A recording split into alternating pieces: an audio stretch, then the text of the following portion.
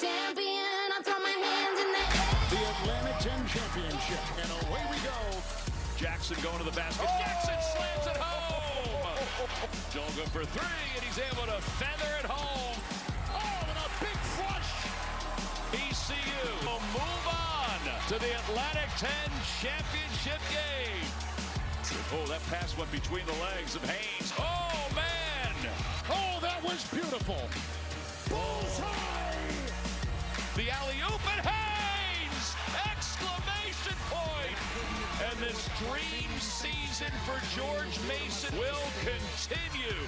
1 and 2 will face off. Champion on 3.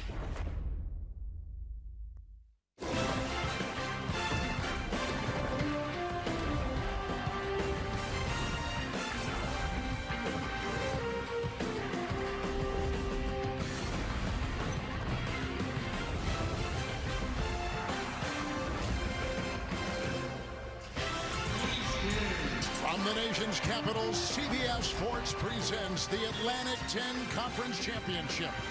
Today, it's the 2-seed George Mason Patriots and the number 1 seeded VCU Rams. They were regular season co-champions in the A10. The winner today gets an automatic berth to the NCAA tournament. And good afternoon, everyone. With Dan Bonner and A.J. Ross on our sideline, Kevin Harlan. Thank you so much for joining us. There is a lot at stake today. Kevin, there sure is. If Jerry Palm is right, only the winner of this game advances to the NCAA tournament. The stakes don't get any higher than that for a college basketball. And Dan, this will only be the second time that these two teams have met this season. Right, they play an unbalanced schedule. They played earlier in the year in Richmond. It was a very tight game in the first half, but in the second half, VCU really took off on the strength of offensive rebounding and forcing turnovers. George Mason will have to clean that up today. All this leads to the AT&T Fest analysis. Two very experienced teams. Nobody on the court more experienced than Matt Shulga. He really makes it go for VCU. Not only can he score, but he gets the ball to people who need to have it. VCU can score inside, but they rely much more heavily on the three. They can be a dangerous team. And for George Mason, they're much more inside oriented. And in Jalen Haynes, 6'8", 260 pounds, they've got a guy who can really score in there. Plus, he can be pretty clever on the outside. They can make threes as well. A lot on the line. The winner goes to the big dance with Selection Sunday 5 hours away on the road to the Final Four. CBS Sports coverage of the Atlantic 10 Championship is sponsored by Expedia, made to travel. By Nissan. And by AT&T. Connecting changes everything.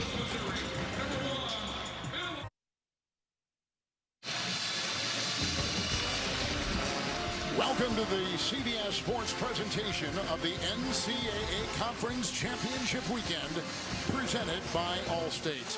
And let's swing it over to the third member of our crew and say good afternoon to A.J. Ross. Hey, Kevin, less than 100 miles separate VCU and George Mason's campuses, and now their intersecting fates will decide who will be crowned A10 tournament champion.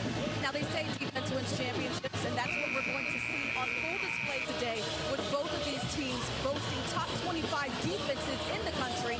Brian Odom told me that his guys have to play aggressive but disciplined, while Tony Skinn added his guys have to stick to their game, but they cannot turn over the ball if they want to make history and win the tournament today, guys. Good stuff, AJ. She's right. Two good defenses battling today. There's a look at Tony Skinn. He was the A10 Coach of the Year, now in his second season. And here are the lineups. And any matchup, Dan, that you're going to keep your eye on early in this one. On the far right, Jalen Haynes against Luke Bemgoye. Haynes has him by 60 pounds inside. Wow. Terrific officiating crew. Bert Smith has officiated 2 Final Fours, 22 NCAA tournaments. Brian O'Connell, 27th year, 22 NCAA tournaments. And Lee Cassell, 15 NCAA tournaments. Michael Lucky is our standby, and here we go. The winner will go to the NCAA tournament, and Selection Sunday less than 5 hours away. And it's controlled by the team in white. VCU. Russell will take a long one and knock it in. And VCU really struggled to put the ball in the basket yesterday, Kevin, so that's a good sign for that first one to go down. Team in green, the Patriots of George Mason, led here by O'Connor, beat St. Joe's, the number 6 seed in the semifinals yesterday. And they'll work inside. O'Connor again, and a lot of traffic there. On the fly, putting it up, Darius Maddox, who comes off a 19-point game yesterday. But he's a very good three-point shooter, Kevin, but he's also good going to the basket. He's got that entire little floater game, mid-range jump shot. He's hard to guard. Max Sergel had it a second ago. The Rams beat Loyola Chicago in the semis yesterday by 7. Outside they go. Philip Russell, and he finds a trap, and the ball is taken away. Grabbed by Maddox. He'll fly and feed the other way. Missing inside on the doorstep was Woody Newton. Damasio kicks it out. That's a 3. Right down and fouled is Russell. Count it. VCU is a team that likes to get out and go, Kevin. Averages almost 78 points a game. And when they get going, particularly when they're making threes in transition, they're really tough. You don't want to give them 4s in transition if you can avoid it. So Philip Russell, who is a grad student out of St. Louis, went to Vashon High School. Before here, he was at UT Arlington, where he was the WAC 6th Man of the Year. And now in his first year, finishing up his first year at VCU, an 81% free throw shooter for the Rams. He's really been an important element for them. He handles the ball. He's really good defensively.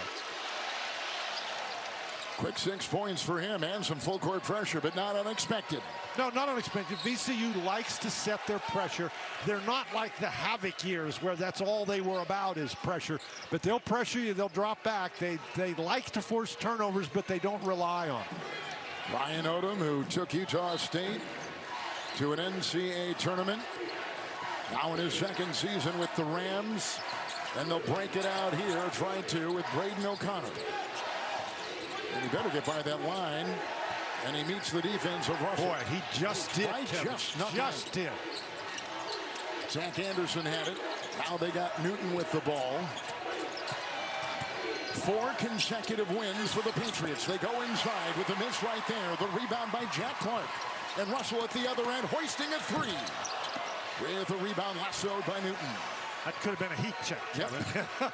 Indeed it was. It's O'Connor. He's out of Ottawa, Ontario. And they go inside with a shove and finally putting it through with a nice basket. Cleaning it up with Zach Anderson. VCU gave up 22 offensive rebounds yesterday. And George Mason, they can get offensive rebounds if they produce the ball. If they get the ball inside to Haynes, that draws the defense. We have a look at Tony's skin. And this is the rematch of what was once called the Colonial Athletic Association, now the Coastal Athletic Association, when they met back in 2009 with a look at Ryan Odom, who is the son of Dave Odom, the great coach for so many years at Wake and South Carolina and East Carolina. He's here today and watching at 82 years young and looking great. And very proud of his son. And extremely nervous. Yes, I'm sure he is. That's a 3. It'll be off. It was missed outside by Damasio. And again, it's O'Connor the other way. Haynes had it. And now it's off to Newton. As I said, 4 straight wins for the Patriots. 5 of 6 and 16 of 18 as a whistle is blown and a foul called. And it goes on Damasio, who will pick up number 1. New CBS Wednesday. Survivor is calling you to a brand new season. Join host Jeff Probst for Survivor. New episode CBS Wednesday at 8, 7 Central and streaming on Paramount+. Ryan Odom was concerned about his team fouling too much. George Mason is a team that likes to attack you, and VCU sometimes can get into foul trouble. This is where I think the ball has to go for the Patriots. Haynes. And that is a 3 by Newton. And a rebound pulled down by Max Shoga, who's the conference player of the year. And with the ball right here. 2-time first team All A10. Driving down low, Damasio lost it. O'Connor has got it. Sneaks it inside. Good feed. Pocket pass. And it goes down with a spin by Haynes.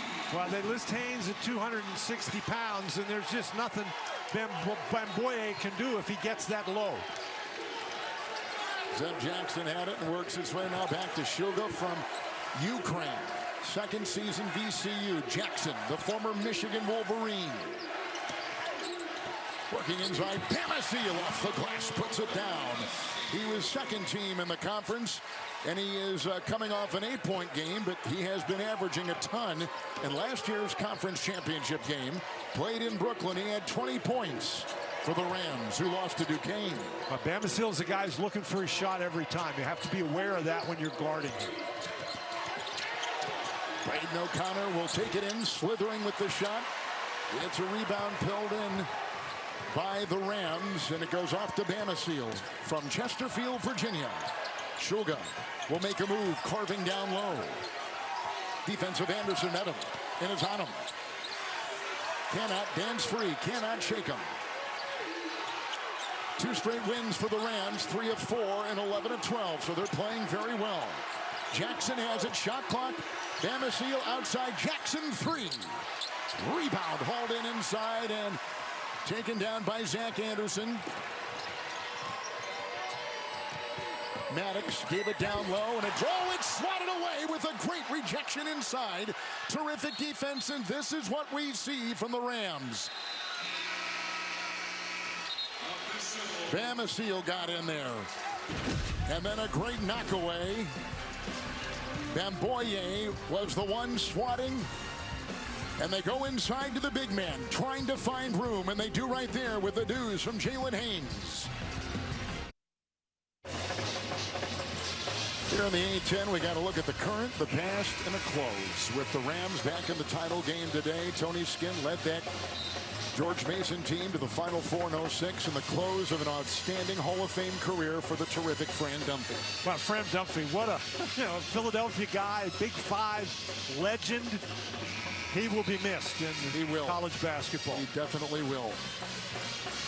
Rams are the #1 seed. They are in white. In green, the Patriots of George Mason. Here at the A10 Championship in Washington. Next year, Pittsburgh. Last year in Brooklyn. The Rams are in the championship again for a 3rd consecutive season in the title game.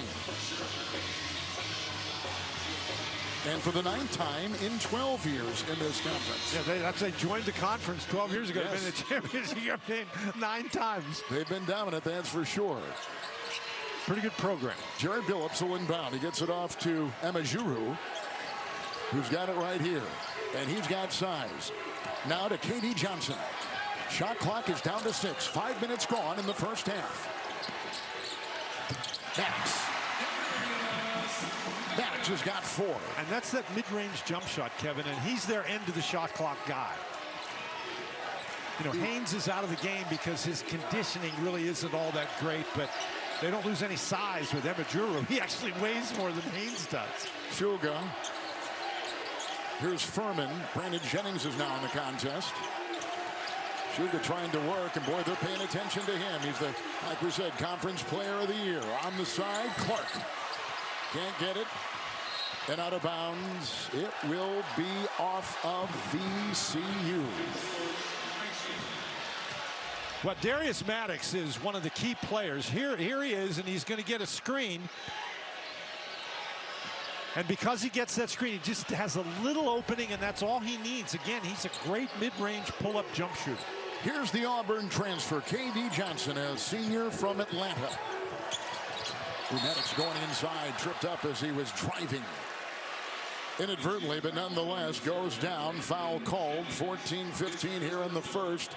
That'll go on Jennings, Dan. That's #1 on him. It is, and one of the things that VCU has to do is really keep the dribbler in front of them. And here, Jennings comes in trying to help out because Maddox had beaten Shuga out on the perimeter. You let guys beat you out on the perimeter, that's how you give up offensive rebounds off missed shots. Johnson, Billups in the backcourt right now. Newton is on top waiting. Back over to Billups, who's the cousin of Chauncey Billups. That's a 2-point shot and a long one right there by Johnson. Much better job that time keeping George Mason out on the perimeter. Zeb Jackson off to Clark with a three. Jack Clark in his seventh year of college. Couple red shirts, the COVID year, and he's now playing here after playing at Clemson last season. And he was a starter at the end of the year at Clemson on that Elite 8 team. Wow. Driving here is Max into a thicket of defenders. Knocked in, tapped through, Emejuru. And again, you beat the defense out on the perimeter. Even though he missed a shot, he drew the help, and nobody blocks out Emejuru. As Jackson with the spin, Furman underneath, goes up against a couple defenders, grabs his own miss. Good offensive rebound. Shulga on top, a triple. And picked up by K.D. Johnson. Shulga has not shot the ball well in this tournament. Normally that one, he's got that much time to shoot the three. That you can count that. Quarterfinals, he was only 1 of 9. Had 14 yesterday against Loyola Chicago in the semis. Driving Johnson off balance, lost his footing, picked up right here. It's Clark on the move. Green jerseys ahead, scoops it home. Count it, foul, what a play. Jack Clark sailing in for 2. Gives you an idea about the versatility of Jack Clark. 6'8", he can handle the ball. And that is a play that has been eliminated from college basketball as a charging foul, because he's already in his shooting motion and the help defender just can't get in there that late. Newton picked up the first. Clark will be at the line. We said before, the Rams a good rebounding team. Dan, you mentioned it. They've got a top 30 rebounding margin in all of college basketball. Number 12 offensive rebounding percentage, which has been terrific, and Clark completes the three-point play. Kevin, they're an average defensive rebounding team, but an elite offensive rebounding team, and that's what creates their margin. The second chance points are a huge factor for him. O'Connor zigzags. Russell is there defensively. Oh, terrific D, but they got a foul away from the ball and down low. May have gone on Furman. As we check that out, he picks up his first. Don't miss a moment of the madness. Catch the 2025 tournament rebound all week long on CBS Sports Network. After watching CBS and the selection show, go over to CBS Sports Network for analysis and all kinds of great details about the upcoming NCAA tournament. Another turnover. It's picked up by Russell. On the wing for Jackson. Drives into O'Connor. With a foul. Co-champions in the Atlantic 10. The Rams of VCU. The Patriots of George Mason. O'Connor picks up the personal foul. And one of the things that VCU has been able to do early is get out and play in transition. And Jackson, big and strong, he starts going to the basket, particularly in transition. He's hard to stop. So Zeb Jackson is at the free throw line. He's a 90%er. He is a magnificent, and I mean magnificent, free throw shooter, as that number would tell you. He was the conference sixth man award winner. He's from Toledo. And then he went to Mount Verde and then went to Michigan and played a couple years for the Wolverines, where they were in the Elite 8 and they were Big Ten champions twice. Now he plays for the Rams and has found a home. And this is actually his third season with the Rams. But he's a key. He's 6'5", yes, 190 pounds. Dan. Absolutely, he's a key factor on defense. And when you win the sixth man of the year, that's just an example of what kind of spark you provide off the bench. K.D. Johnson has it. Now goes over to Billups with a whistle. And Banasile was down there defending, and Joe will pick it up. And that is his second foul. Something to keep track of, certainly early here in the game. And again, that's what Ryan Odom was worried about. His guys getting in foul trouble. You know, they've had 11 guys disqualified from games for fouls this year, and that's a pretty high total for a college basketball team. She'll go back in. Michael Bell will check in. He's a sophomore from London, England. George Mason with it right now. Anderson. Bell is defending, reaching in, pokes it away, and you see the loose ball vacuumed in right there. Taken by Haynes. He'll put up a three and bury it. Nice shot. Haynes, who now is 3 of 17, but he had a couple in this tournament, one last night. Well, he had his second three-point basket made of the year last night, and that's his third. And we actually asked Tony Skinn about that, and he said, I wish he wouldn't shoot this. I know it, but he's got a nice stroke. Here they go with Russell. Got the screen. Furman set. Ball is loose. Rolls out. And it will be George Mason's ball. 11-21. The winner is going to the NCAA tournament with these co-conference champions. How about this? The big man Haynes laces one from outside with the conference championship weekend presented by Allstate.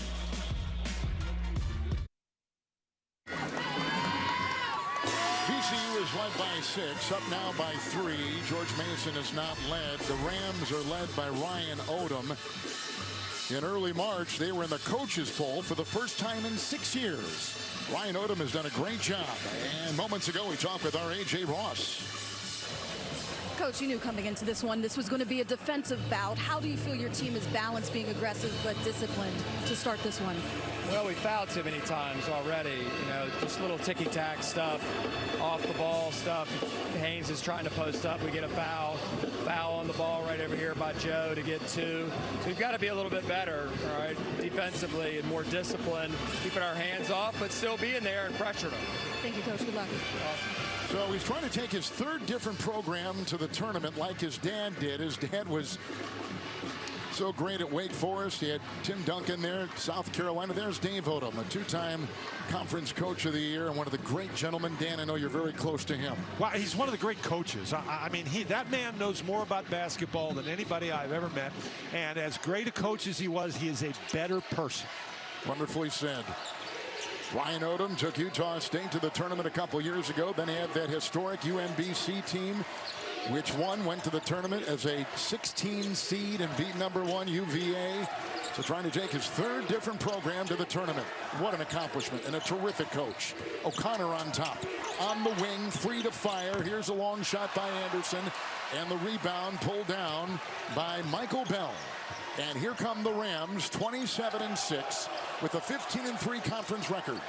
Boy, that was really close to a turnover. Jackson was going to throw it to Bell, and Bell wasn't looking.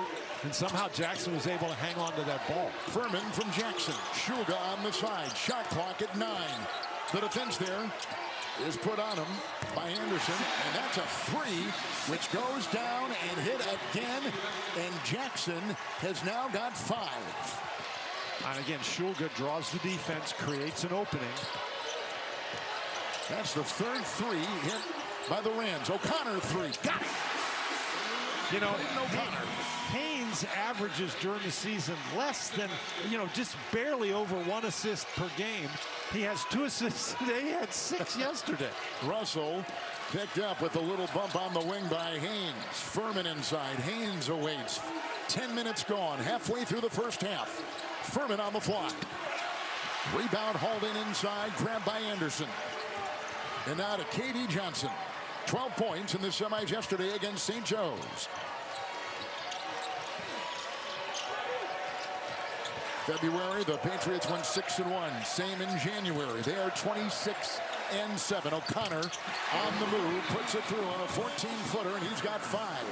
And Haynes not only scores inside and makes 3s, obviously now, and gets assists, but he is some kind of a big screen, and that time VCU just couldn't get around it. Jackson got a screen for Furman, but O'Connor fought through it.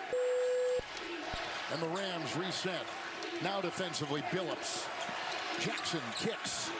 A collision. Ball loose. Whacked out there was Russell. Boy, that was like a football play with a big hit by K.D. Johnson.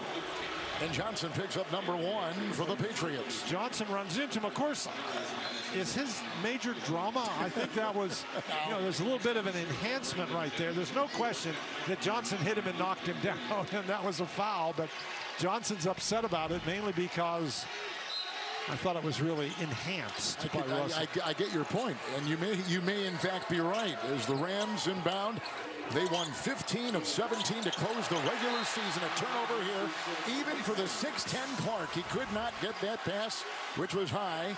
And watch it again. Shulga gets down into the lane, draws two guys, and Billups gets away from Jackson. Now, Jackson's only a 31% three-point shooter, and you'd like to stop Shulga inside.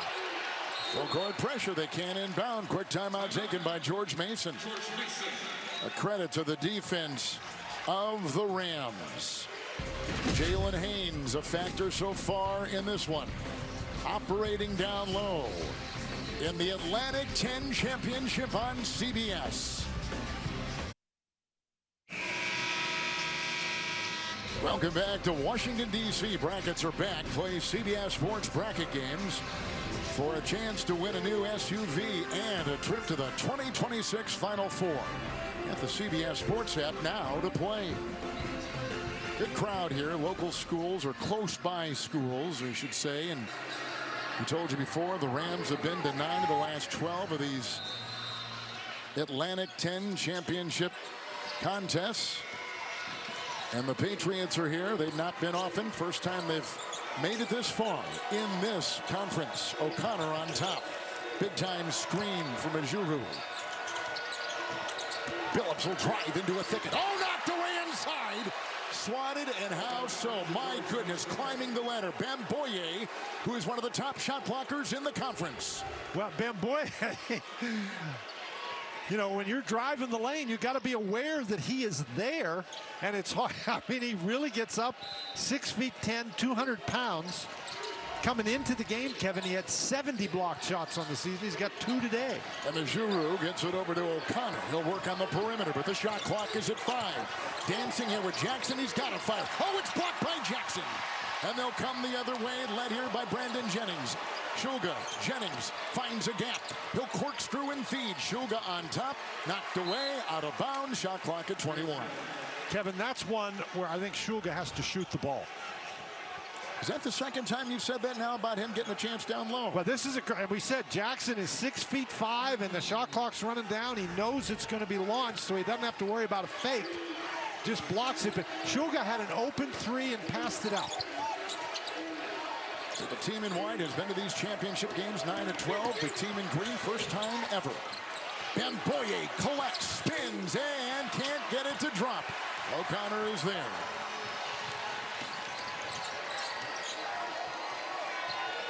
Eight minutes in the first half here in Washington.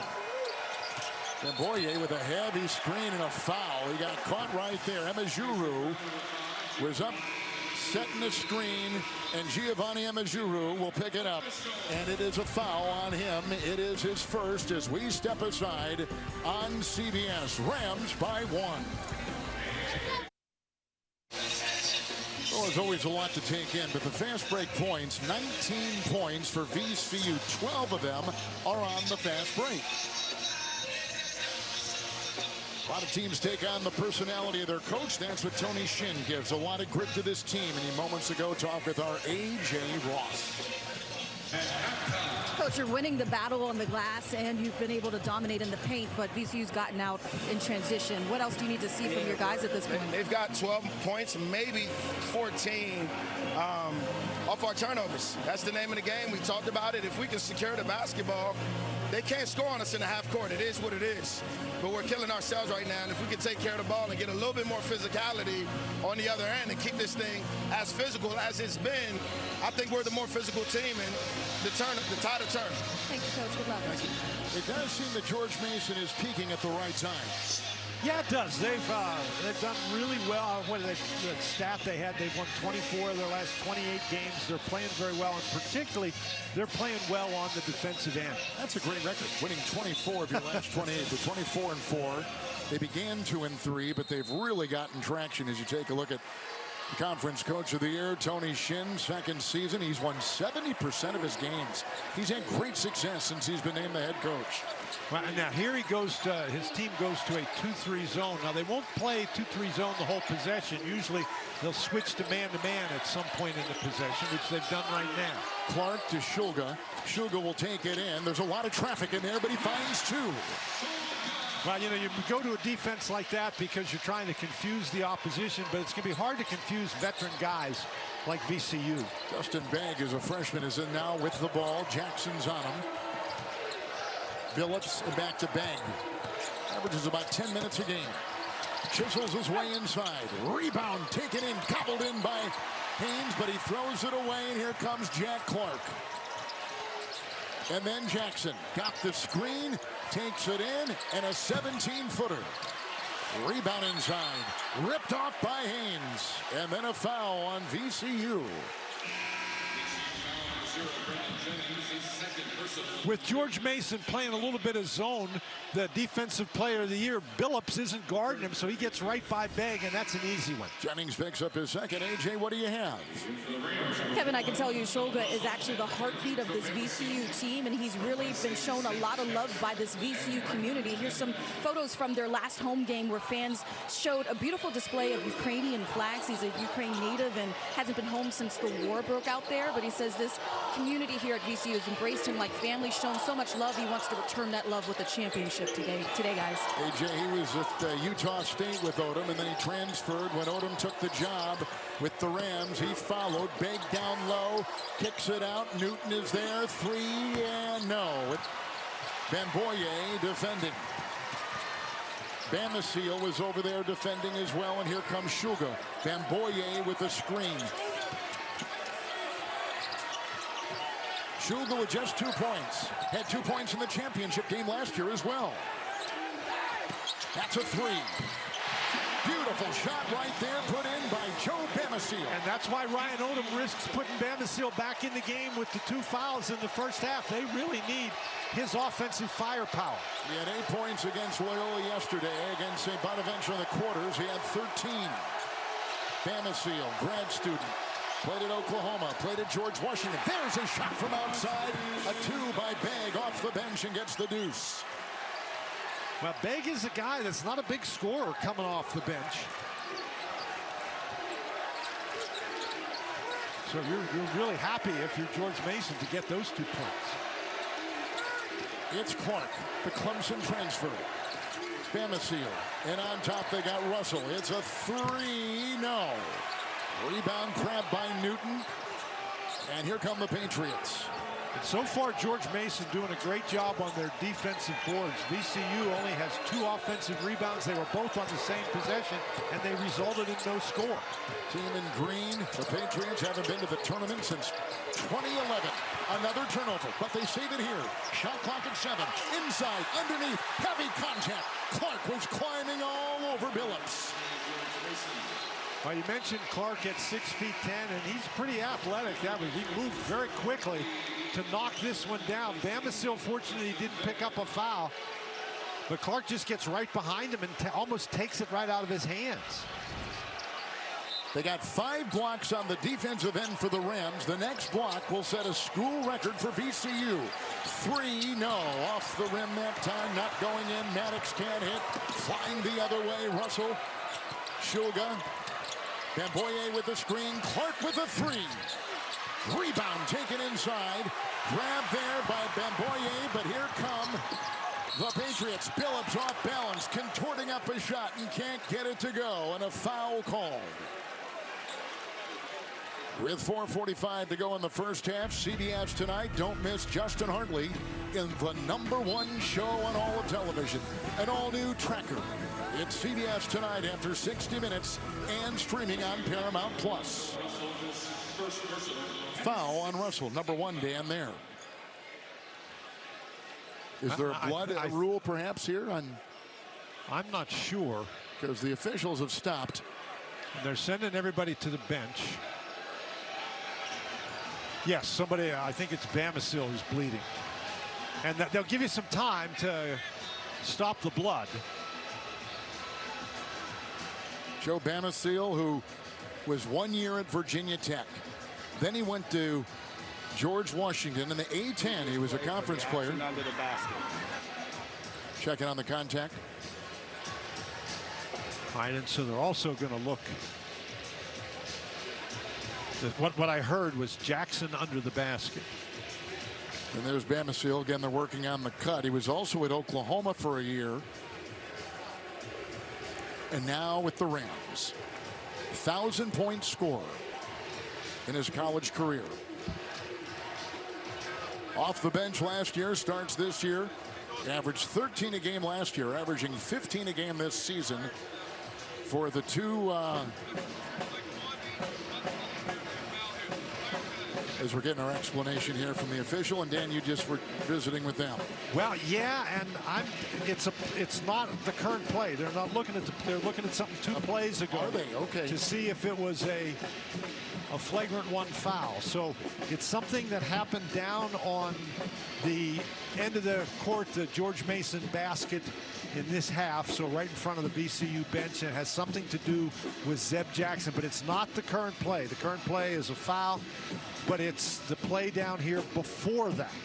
And they found some time to look with the blood rule in effect as they take care of that. We talked about the turnovers that the Rams are forcing on the Patriots, the team in white forcing the team in green. The Rams really don't turn it over. They got a +2.5 assist to turnover ratio, and they're #1 in the Atlantic 10 in that category, and they're one of the best teams in college basketball in the assist to turnover. So let's watch this here again. They're talking about the box out from right there. Told. That's Russell right on the baseline. On that again. So it's not Jackson, it was Russell, #1, and that was what you call a block out. So right here is where you're looking. So Gene Steratore will now join us. He is our rules analyst. And Gene, what are you seeing? Ooh, look at I know it looks like the football gridiron there with that kind of hit, Gene. It was a pretty good hit, Kevin, and I could see Lee Casau on the fast break. Remember, by rule, you have a 2 dead ball situation, or before the ball becomes live for the second time to take a look, and you can clearly see a pretty strong box out there by Philip Russell on Katie Johnson. I don't think there's contact to the head and neck, but excessive, appears to be somewhat excessive, unnecessary, potentially unnecessary, so they could elevate this to a flagrant 1 on that. And I think they let the first one go. They came back. Lee Casau had to stop and wanted to look. I think they go flagrant 1 on this one. After review of the previous action under the basket, it's been decided that there will be a flagrant foul on #1 from VCU for an unnecessary contact. Philip Russell. Gene was all over it, and Gene, we thank you for that. Well, Kevin, this is one thing that happens when you're Philip Russell and you give that dramatic enhancement of the foul earlier. When you do something like this, the referees are going to be looking for you. And so you heard Bert Smith say that's not an excessive contact, that is an unnecessary contact. And now what we're going to do is we're going to shoot the free throws first.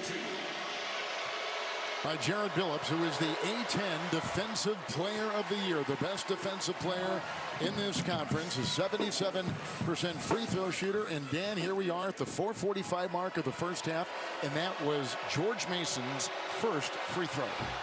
And their second. And he was fouled. Remember, Billups was fouled shooting the ball. And so he gets those 2 free throws. Now, Johnson was the guy who was fouled on the flagrant. And so he's going to shoot the 2 flagrant free throws. And then George Mason is going to get the ball. This could be a 6-point trip for George Mason. Pretty significant. Katie Johnson at the line, coming off, as we mentioned earlier, over St. Joseph's in the semifinals, 12 points against George Washington in the quarterfinals. He had 11. He only averages 7, so he's had a good tournament so far. Well, they list him at 6 feet tall, but he is a really muscular kid. He is. And he handles the ball very well, and he's pretty tough. Little 6-0 run as he just mapped out for us. We're tied. So now again, they have a chance to take the lead. This could be a 6-point trip. And that's what Ryan Odom was talking to with AJ, that his team had just been a couple of undisciplined plays here in the first half that have led to some fouls.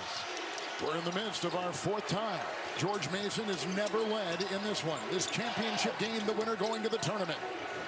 Good feed for the lead. Off the glass, wouldn't go. And the fight for the ball out of bounds, which typifies this great month of March. Aggressively going for it out of bounds and off VCU.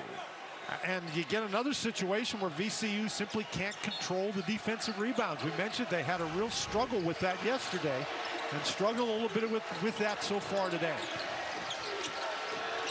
Johnson has it. Maddox. Schugel will defend. Billups on top. 1 second to fire. Good if it goes. And the rebound is grabbed by Jack Clark. 1,000-point score. And there was a shove as he was driving, and K.D. Johnson picked it up. You know, Philip Russell, number 1 for VCU, and K.D. Johnson have been in the middle of a lot of these things. They have, yeah, you're right. Today. Johnson just picked up his second foul for the Patriots. Well, he really bodied Clark out of bounds, and if Clark doesn't risk going out of bounds there, that's probably not a foul, because if you have contact that leads to an advantage, then that's a foul. Clark is at the line. This is one of the more interesting stories in all of college basketball. As he gets the free throw to go. He again has had 2 red shirts.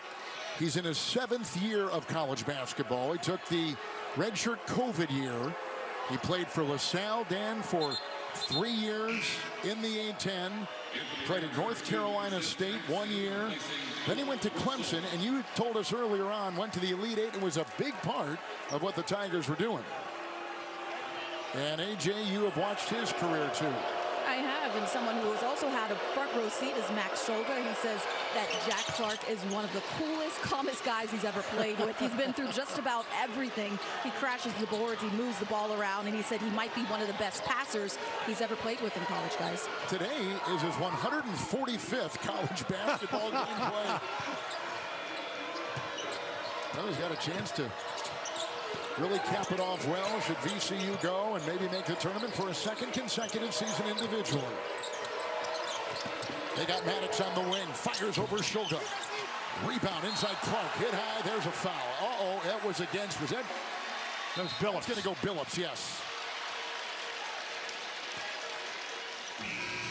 And a timeout with 3:54 to go here in the first half. It's pretty good defense, and Clark goes after the ball, and he gets smacked right in the face. Lot on the line. Co-regular season champions battling the 1 against a 2. VCU by 2. Coming up 6 Eastern, it's the first reveal of the year's brackets of the NCAA Men's Basketball Championship Selection Show, followed by our experts on NCAA March Madness bracket breakdown, giving us their first thoughts on CBS Sports Network. The road to the Final Four is on CBS and streaming on Paramount+. VCU hasn't trailed today.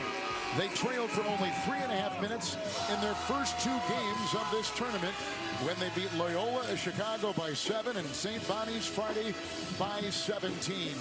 The automatic bids at stake today.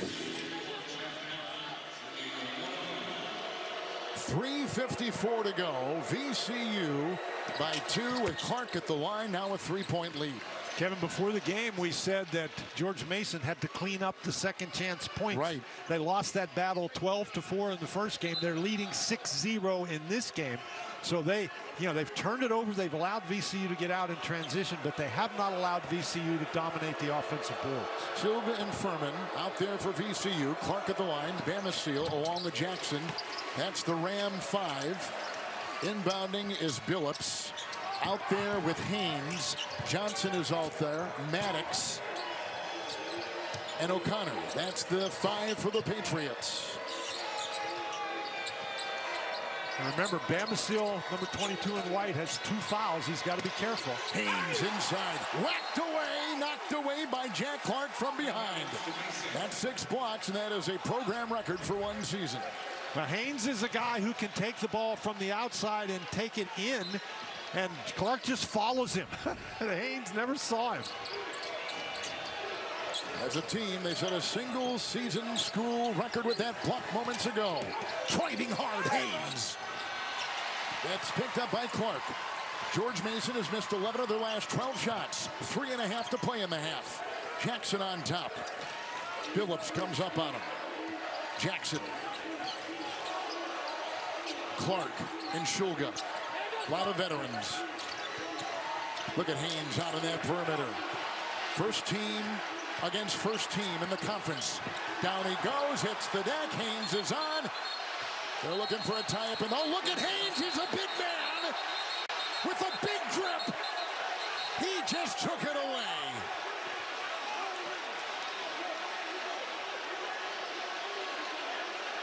Well, Kevin, He lifted him and the ball right off the floor. That got out of hand very quickly. Oh, but it's March. We like that kind of stuff.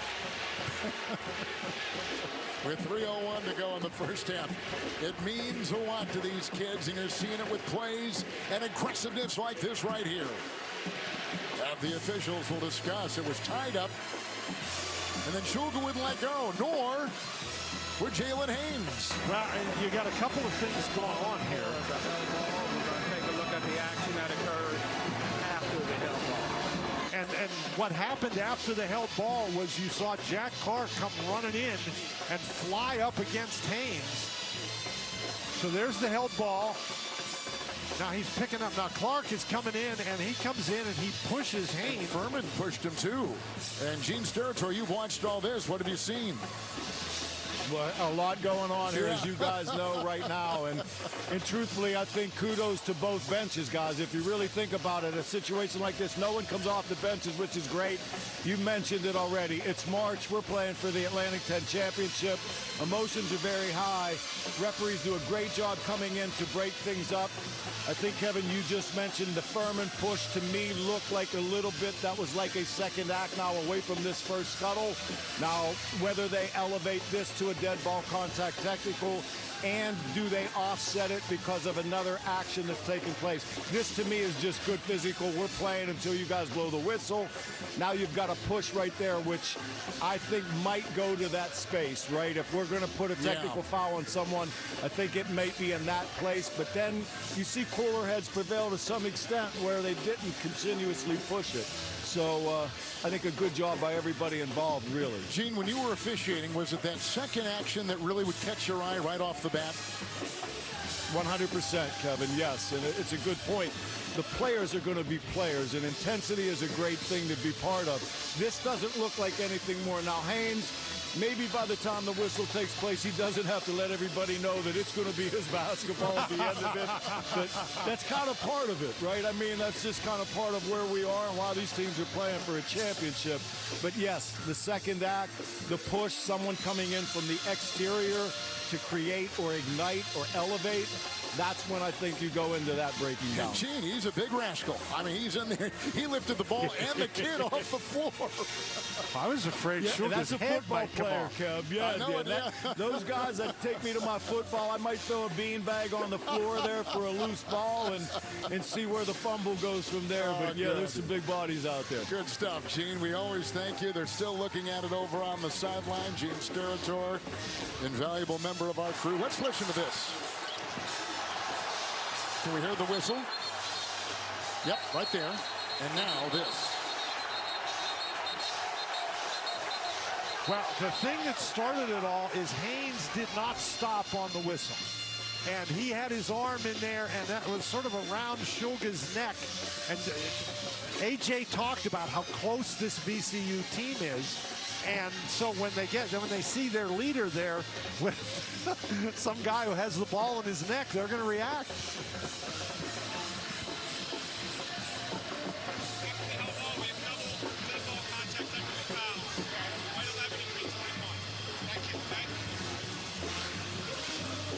And Dan, you've just gotten the word. Well, they got it backwards. They said there's a double contact technical fouls. He said white 11 and green 21, but he meant green 11 and white 21. There are going to be two dead ball contact technicals, one to each team, number 21 for VCU and number 11 for George Mason. The play will resume with the ball to George Mason off of the held ball, and we will go down the court. All right, so Bert Smith, he got it right. It's against number 21, Furman. That's what Gene talked about. Yep. But it was also against number 11, Haynes. And Haynes got that because of the whistle. You could clearly hear the whistle. And, he was still trying to pick Shulga up and take his head off. The whistle blows right there, and he just keeps going. And so Furman comes in, and he gets the second one. And I think that's pretty good right there. So basically, there's one foul to each team, and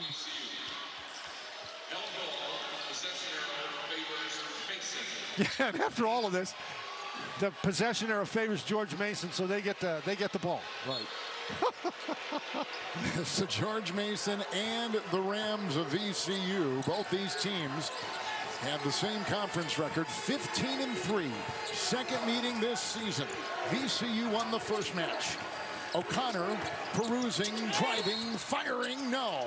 And the rebound grabbed inside by Luke Bamboye with a foul. It's on Bamboye. Bamboye will pick it up. Coming up on AT&T at the half. Adam, Clark, and Jay, along with Seth, will have their take on our first half, plus all the latest scores and highlights as the final automatic qualifiers punch their tickets to the tournament. All coming up on AT&T at the half. And that's the third foul on Bamboye. And Kevin, he is a veteran player. In that situation, it's much more important that he not pick up that third foul than he defend that drive by O'Connor. That's a real blow for VCU. And the Juru has come in. O'Connor is at the line. The foul. Bamboye, his third. And O'Connor here shooting. But the UMass Lowell last season, now he is with the Patriots, and Bamboye looking at that cut. Well, he had that blood problem. Yep. So since there's no way he's going back in the game in the first half, they're going to take him to the locker room and get that cleaned up. Here's Jackson, who's in his third season in this program. Bamboye. There's a whistle and a shove, and that's going to go, I think, on Billups. It is. Billups will pick it up. As he was shoving, there was a lot of hand-to-hand contact, and that is his second personal foul. Well, you mentioned Shulga, the A10 Player of the Year. Billups, the A10 Defensive Player of the Year. And if you're going to try to shut down one guy on VCU, Shulga is the guy. Shulga is the guy to do it. He was with a 1,000-point score before he came to VCU. He's almost 1,000 points in his 2 years with the Rams. At the line here, 78% free throw shooter. Terrific in his career. And I mentioned this a little bit earlier, coming off a 14-point game over Loyola Chicago on yesterday. But in the championship game last season against Duquesne, only 5 points. As VCU's gone 10 of 10 at the line, and Shulga has now got 4. And that 10 of 10 at the line is really the difference in the game right now for VCU, because they have not shot the ball well from the field. Katie Johnson. How about they got Clark at 6'10" on that perimeter defending. Newton. Maddox driving hard inside, hits the deck, fouled on the play. It has been a physical game, and we expected this, and both coaches told us before the game to look for it. But this is a situation where Jennings just gets out of position, and when Maddox is able to drive by, the defense has to come to help, and Jennings just reaches in and grabs it. Foul there on Jennings, number 3. George Mason, team in green, they've won 20 games or more, 3 consecutive years. The free throw line, again, right now they got Maddox.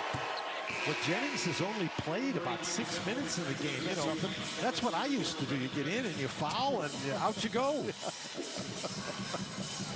Oh, you're not being fair to yourself. Yeah, because I never got in. Darius Maddox from Bowie, Maryland. Went to Oak Hill Academy and a Virginia Tech transfer. He's a senior. Third-team all-conference. Zeb Jackson will bring it up. And under 2 to go in the first half. The winner going to the NCAA tournament. It's Shulga on top. Jackson in on the side. Clark with a 3. Caught! He got it! Nice shot. Really good ball movement by VCU after a near turnover. Clark has got 13. He averages 9. It's Katie Johnson. Looks back at his coach, Tony Skinn. Maddox. Johnson. Shulga will defend. Shot clock is down to 7. Sifting through traffic with the handles and the 3, no. Rebound corralled and taken by Bamboye. What a great job by Shulga moving his feet and then contesting that shot without fouling. Bell had that last rebound. 1 minute to go, approaching right now in the first half. Jackson Works on Newton. It's Clark and Shulga. Shot clock at 4, working it down. Maddox defends the 3 off. Rebound, Bamboye was held. Foul called inside.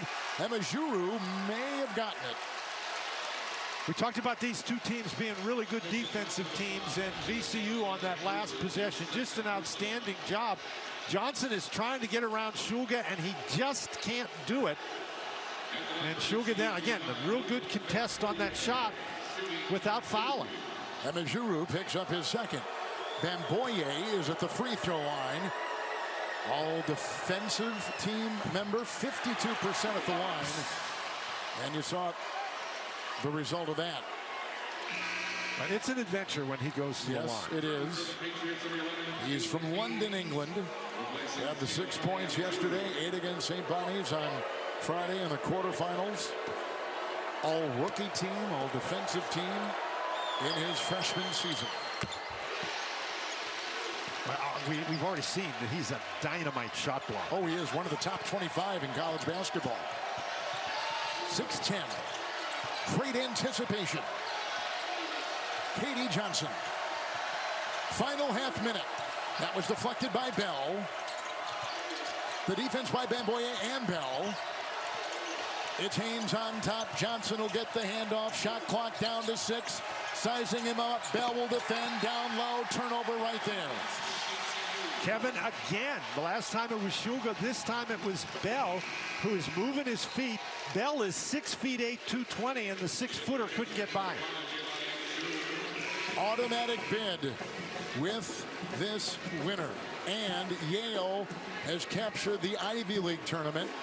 The winner here against the A10, Tennessee, Florida. Coming up later on, the SEC tournament champion decided with that matchup, and then the Big Ten final here on CBS. Kevin, in that American championship game between UAB and Memphis, there's a lot of teams on the bubble out there who are really rooting hard for Memphis.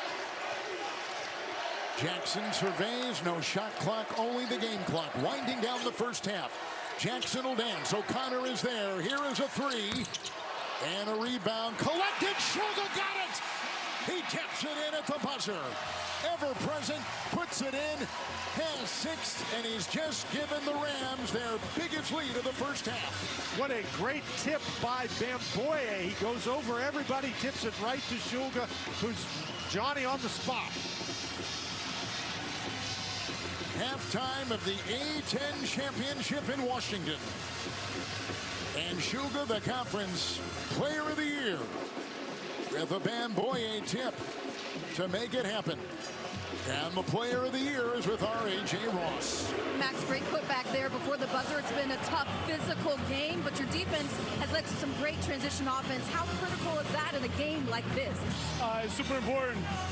You know, we knew they were going to be super physical. They're one of the best defensive teams in the country. So, you know, we got to bring it to them. Get stops and then running them in transition when they have less time to get set and set their defense. Thank you, Max. Good luck. Max Shulga leads this team to 27 wins this season, a conference title, and here they are in the conference tournament final. First half is in the books. Now let's take you live to our CBS studios in New York, and here is Adam Zucker. Oh, with eyes wide open. Thank you, Kevin. We already have another team going dancing. It's Yale returning to the tournament in back-to-back years for the first time in school history. Highlights from this one and more after the break. CBS Sports presents AT&T at the half. AT&T. Connecting changes everything.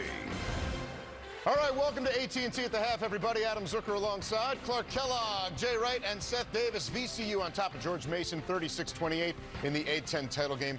Big bucket at the end of the half, which got a little physical. Yeah, it got a little testy. Guys getting to know each other just a skosh. And good action by the Rams, though. And Jack Clark, who is the 4th leading scorer for this team, is leading the way in the first half. Averages 9 a game. Ended up with 13 in the first half and did it every which way, got to the hoop, finger roll, but also made plays off the bounce in terms of assists. Had 3 blocks and 2 steals, too. That is a what we call that stuff? A stat sheet stuffer. That's right? what I call it. Yeah, that's what we call it. Everybody. So Clark doing his work. Yeah, man, VCU defense is suffocating. Yeah. George Mason's only shooting 30%. Braden O'Connor's got 7, but the main man, Jalen Haynes, this is where they want to get him the ball inside, but he can't get a touch. Even when he does, they're forced to get kicked out, which he does a great job getting threes, but now he has to step outside in transition to get off a 3 because he can't get any touches, and they're wearing him down. The depth and the length of VCU defensively is shutting him down. He's their leading scorer. They got to get him inside. They got to get to the foul line. They got to get him kicking it out for threes. He really hasn't been a factor in this game. Well, VCU's been the best defensive team in the Atlantic 10. They've been the best offensive team in the Atlantic 10 as well, but that's why you can have your leading scorer, Max Shulga. He's only got 4. They are so good defensively. Mason only has 5 turnovers. Yeah. That's not bad, but fast break is 12-2 VCU. You have no margin for error taking care of the pumpkin, as I like to call it. Yeah. So Mason better be ready if they're going to pull this off. Hey, if you like low turnover totals, wait to hear this. We showed you earlier that Yale has been crowned the Ivy League champs. The Bulldogs taking on the Big Red of Cornell for the Ivy League title. John Poulikitis, Clark's favorite player. Oh, he can stroke it. I think he's the best shot maker in college basketball in terms of making tough, guarded, defended shots. Big Red came back from 16 down in a matter of 5 minutes in that second half, but poised and productive down the stretch. James Jones and the Bulldogs get to the tournament for the first time in back-to-back years. Back-to-back years and only 2 turnovers, Mr. Davis. Meanwhile, Florida and Tennessee, the SEC title game, Elijah Martin, the steal and the finish, Jay. And then Tennessee, Zakai Ziegler sticks a 3 right here, and Tennessee's looking good, but Florida's Denzel Aberdeen off the bench hits the 3-pointer as the first half expires, 39-30. Now it's 42-32. And Seth, you think they're playing for the last 1 seed? I do. I think the winner of that game gets a 1 seed. But as the son of a Yale graduate, I feel compelled to point out that the Yale team that beat Auburn in the first round last year, they lost Danny Wolf to Michigan. They lost Matt Noling to USC. A third starter graduated. They are even better, so the metrics say, this year than last year. James Jones, 26 years in New Haven, one of the great coaches in America. No question. I did all of that. Yes, Poulikitis and Mbang are both back from that team. That's right. Both first-team All-Ivy players. Mbang Player of the Year. You do not want to see can play if you get matched up with them in this tournament. That's right. Especially when Poulikitis is on. And with the addition of Yale, there are 27 teams now in the field of 68 as we are nearing closer and closer to the 2025 bracket being revealed at 6 Eastern here on CBS. Just 4 automatic spots to go. Coming up, we'll preview the Big Ten Championship game between Wisconsin and Michigan on AT&T at the half. We are the unafraid, the undeniable, the unstoppable. We are a top 50 public research university in the heart of the city. With 29 schools and programs ranked in the top 50, we graduate leaders who are prepared to fix what was once thought unfixable. We are the uncommon that change commonplace. And we are unlike any university you've ever seen. We are VCU. We welcome you to Indy. A spot in the championship game of the Big Ten on the line. Tanjay put it on the board. It's a 3. Wisconsin, they're going back to the Big Ten Tournament Championship game. The Wolverines are on a major roll. It's over. A heart-pumping Wolverines win to advance to the Big Ten Tournament Final. Cannot wait. Later today on CBS, the Wisconsin Badgers back in the Big Ten Championship game looking for their first title since 2015, but the Michigan Wolverines, led by the big man duo of Danny Wolf and Vlad Golden, stand in their way. And then at 6 p.m., the moment we've all been waiting for, the bracket will finally be revealed on the NCAA Men's Basketball Championship Selection Show. We are under 4 hours away. Pumped about that, of course, and then our Big Ten Championship.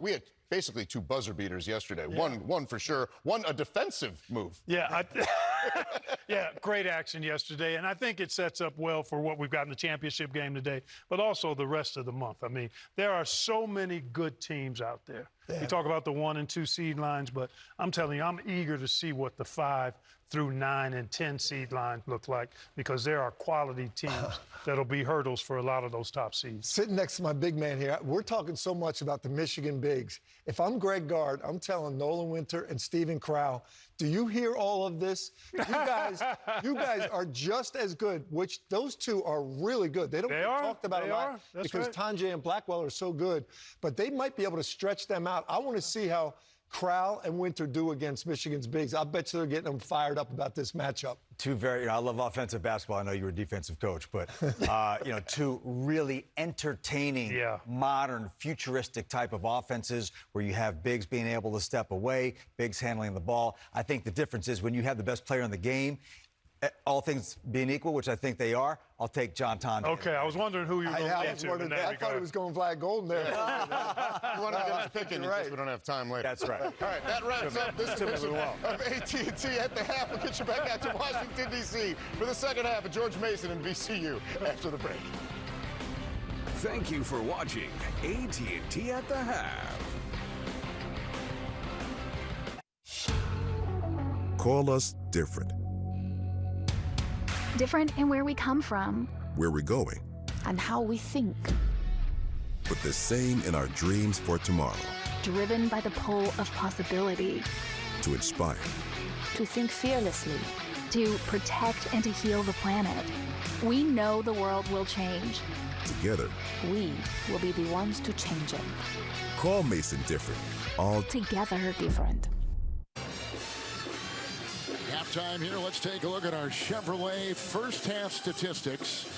The blocks, of course, stand out. The field goal shooting of the Rams well above with their defense. George Mason and the Patriots with Dan Bonner, Kevin Harlan. We'll check in with A.J. Ross in just a minute. It has been a physical first half, to say the least. Well, Kevin, that's putting it mildly. We've had a flagrant foul. We had 2 dead ball technical fouls. These guys have been really getting after one another. And there's some big bodies crashing into each other. I mean, guys diving on the floor, guys diving on top of other guys, and guys almost getting their heads pulled off. So we've seen everything in this first half. A.J. Ross, what do you have? So as you talk about that physicality, that was something that Tony Skinn said he wanted more of from his team, but he says they have to play with more poise as well, especially with the way the refs are calling this game. He said offensively they have to be better in their gaps. They got a little too fancy, he feels, in that first half, but he thinks if they can steal 4 or 5 possessions, this is a different game entirely the second half, guys. And the stakes very high, as you can see in our first half. We had more fouls than shots made. But you know what? In these tournament games where every possession means so much. Kevin, it's not only that. Remember, these teams, this is their 3rd game in 3 days, and everything is on the line. So normally, you don't see classic shooting in this kind of game. I'm not sure as broadcasters and people that cover in the media, we put enough emphasis on what these kids go through in these conference tournaments in terms, there's a nice play going inside Bamasil, but the defense met him, and the other way O'Connor dishing off to Haynes. Maddox on the side with a little move and kicking it. Look at the ball rotation here, and a long shot by Newton. Rebound Anderson, back outside, O'Connor with a 3. And once again, you see a situation where VCU cannot secure a defensive rebound, and they paid for it. That free won't throw, and picked up by Zach Anderson. He was on the Florida Gulf Coast University team. He's a transfer here to the Patriot program with George Mason. And Shulga now 0 for 3 from beyond the arc. Maddox to Haynes, and Haynes will take it in. It was knocked away once. And they're defended twice. He is a big man inside. Bamasil makes the play. Bamboye coming up with one big play after another. And Shulga inside. Bamboye continues to impress with those block shots. And now 7 for the Rams. Russell 3. Rebound collected by Bamasil, who takes it in for 2. And again, Bamasil is an extremely important part of the offensive attack. And keep in mind, he's playing with 3 personal fouls. Rams and White have won 2 A10 championships 2 years ago and back in 2015. Third straight title game appearance for them. O'Connor chiseling. Haynes will just muscle his way inside with a whistle. And a foul, and it's going to go on VCU. As moments ago, Joe Bamacil with a nice move on a miss. Nobody blocks him out, and Bamacil's able to get to the basket easily. And Haynes, this is a great job by Bamboye, just going straight up in the air twice to block the shot.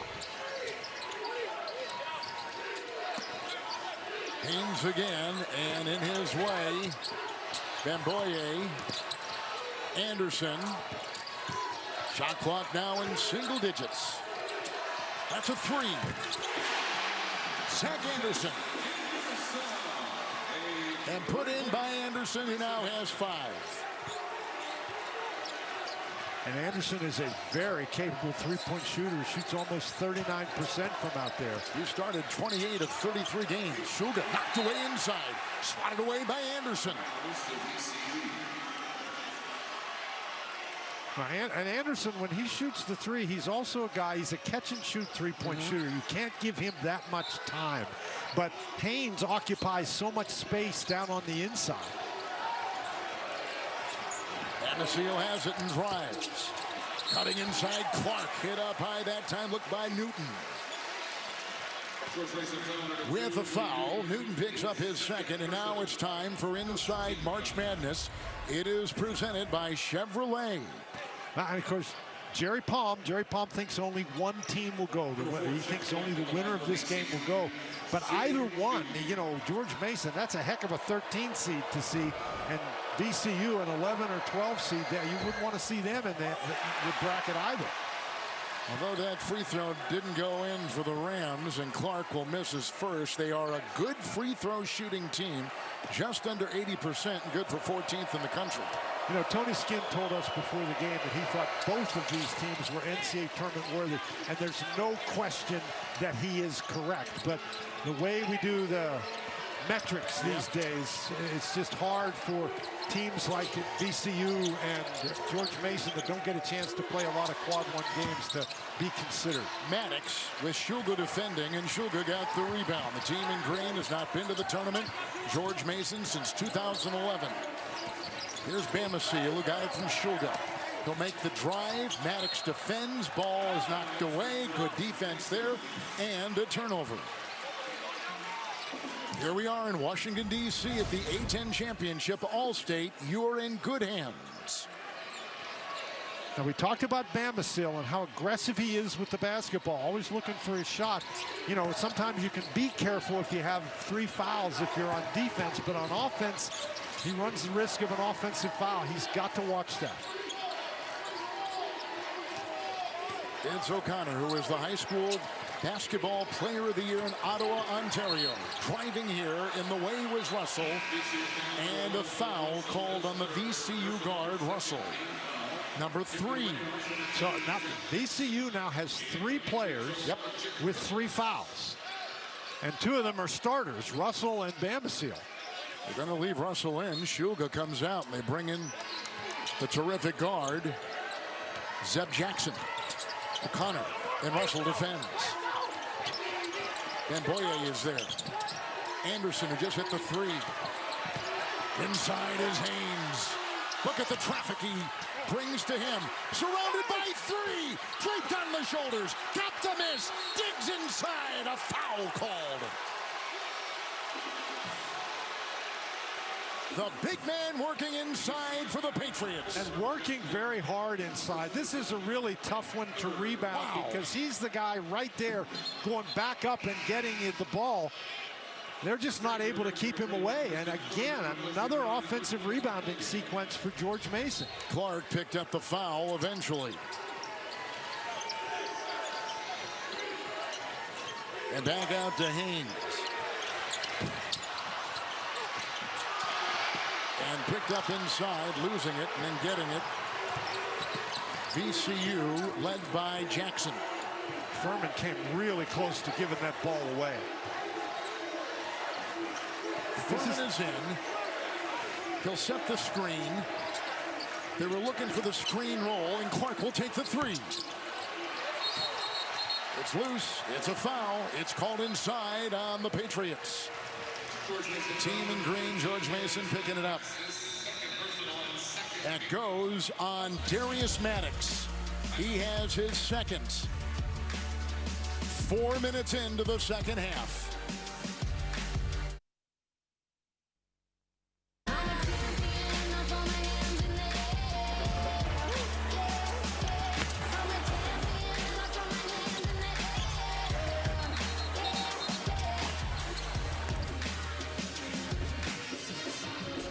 A10 Championship, the nation's capital. Welcome back to CBS Sports presentation of NCAA Conference Championship Weekend. All presented by Allstate. Good crowd, two local teams, Patriots and Rams. George Mason against VCU.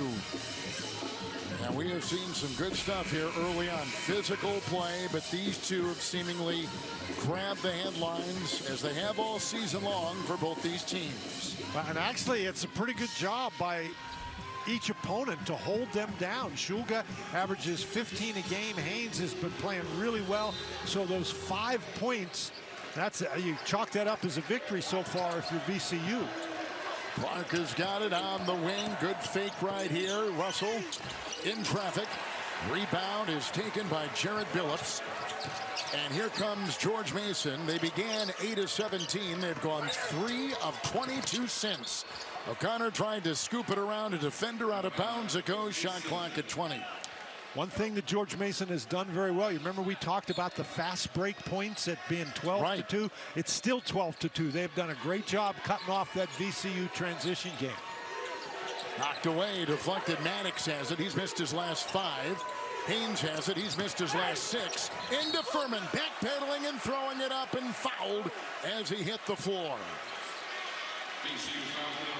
Haynes has had a little bit better success against Furman. He takes the ball and drives in, and Furman takes that hit and bounces back. Bamboye, we've seen him take that hit, bounce back, but he maintains his balance and doesn't go try to attack Haynes. He waits for him and blocks the shot.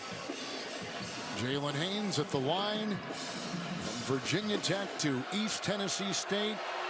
After his high school ball, the prep school, Montverde from Fort Lauderdale, Florida.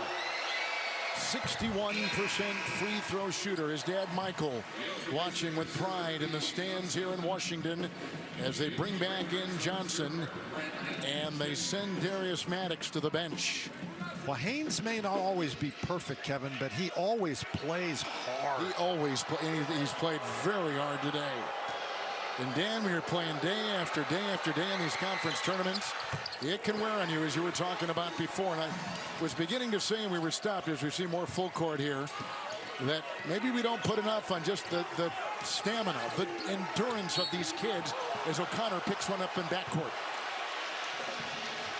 And you're right about that, Kevin, but this is a foul. You know, you can't have this foul. I mean, he pushes him away, and that's probably not a foul, except he loses the ball. So contact that results in an advantage for the defense is a defensive foul. The second foul. Ends up Jackson has it, and O'Connor is on him. Furman. Battlefield takes it in hard, wheeling for 2.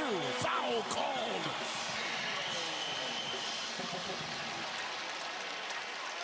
Thousand points scored Joe Bamasil. Well, he just wheels off the screen, and not even really screen. KD Johnson just doesn't keep up with him, and that's what Bamasil can do. I mean, he's a big guy, 6'4", 200 pounds, and he's always looking for his offense. One of the benefits that Ryan Odom had of coaching VCU this season, he had his top 3 scorers, Dan, return this year, Shulga, Jackson, and Bamasil. That's a good way to start the year. Absolutely. And you don't see that much in the college game with all the transfers and everything else going on.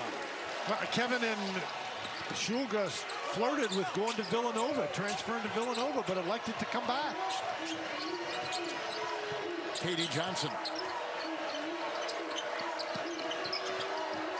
Anderson has it. O'Connor was on the control. Haynes on top. Haynes a screen. O'Connor will try to figure it out. Shot clock is down to 7. Johnson feeds inside. Haynes back out. Johnson, 3, no. Rebound, Furman. Kevin, I know that Haynes is, he's trying to pass the ball, but when he's that close to the basket against Furman, he's got to try to take that one up. Stopping and starting Jackson. Bamisile on the move. Got it again. Counted for Joe. Foul called. Give him 12. Big play. And again, he's doing all this with 3 fouls. And Bamisile just does a great job getting down into the lane. Here's Bamisile over here. And just watch as the ball comes to him. He never stops. He catches the ball and goes right into that crease. Somebody's got to step in and stop him. Rams program has had a lot of success. 25 consecutive winning seasons. Only 4 of the programs in the country can match that. They include Duke, Gonzaga, Kansas, Michigan State, and VCU. 5 programs with that continual success over a quarter century. And here we go with George Mason working it in and down. Biggest lead right now for VCU. Anderson curls and across the lane, stripped of the ball, picked up inside. Haynes trying to put it up and off with a foul called. CBS Sunday is the home of TV's newest must-watch mystery, Morris Chestnut Stars in Watson. New CBS Tonight after Tracker and streaming on Paramount Plus. That is must-watch TV at the line. Haynes, 4 fouls called now on Jennings of VCU. Well, that was a really big break for George Mason and a tough play on Jennings because VCU had the ball and it just got knocked away. And when it got knocked away, it went right to Haynes. Clark is out. Michael Bell is checked back in for the Rams. Foul trouble, and Dan, you've touched on it since the start of the second half, and going back late to the first half, you're saying we got to watch these fouls, and clearly now they're beginning to mount. Well, they are, and what did Ryan Odom tell AJ both before the game and during the first time out there of the game, and that is they were fouling too much, and he told us he was worried about the foul. 6 minutes gone here in the second half. The winner goes to the NCAA tournament with an automatic berth. Bamisile on top. He'll zig, he'll zag, he'll feed. It's Bell. Good defense. Jackson on top. Shot clock at 6. Shulga's got the ball. Sizes it up. Got a screen. Bouncing off bodies. A foul. Haynes. Kevin, and in the middle of that sequence, I thought Shulga passed up a wide open 3. Now, you've said that like 3 times today about him. That he has probably shots that he's not taking. Well, now Shulga, he sees the big guy coming out and just goes right at him. That is really a clever play by a very experienced guard. Lost by Bamisile. Picked up on the play. Anderson was out, and they give it now to Maddox. Cross court. Katie Johnson. Haynes is here. Furman defends them. Oh, Furman knocked it away. My goodness, what block shocking ability they've got. Well, I mean, he doesn't give ground, and he puts his hand straight up there. He doesn't try to jump. He just goes and puts his hand on the ball. This is really a nice play. It's a bad break that the ball doesn't go off of.